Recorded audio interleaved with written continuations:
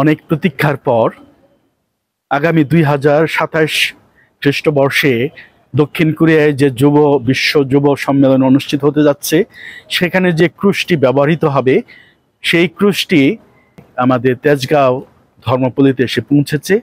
অনেক মানুষের সমাগম ঘটেছে এই ক্রুশের স্পর্শ নেওয়ার জন্যে, আরাধনার মধ্যে অংশগ্রহণ করেছে এবং জনগণ একটা আধ্যাত্মিক ভক্তিপূর্ণ আবহাওয়ার মধ্য দিয়ে আজকের আরাধনায় অংশ নিয়েছে। হাজার হাজার মানুষের সমাগম ঘটেছে।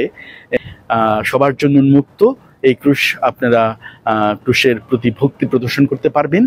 আর এই ক্রুশ শনিবার পর্যন্ত আমাদের ধর্মপল্লীতে থাকবে।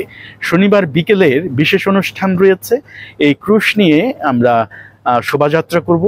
শোভাযাত্রার অংশ হিসেবে আমরা mother Teresa house, Bottomley homes, Mary house এবং হোলি ক্রস হাউস সহ আমাদের জন ভিয়ানি হাসপাতাল ঘুরে আমরা এই ক্রুশ নিয়ে ফিরে এসে গির্জায় 5:30টার সময় আমরা খ্রিস্টজাগ উৎসর্গ করব। শ্রদ্ধেয় বিশপ বিজয় অ্যান্ডি ক্রুশ তিনি এই খ্রিস্টজাগে পৌরোহিত্য করবেন।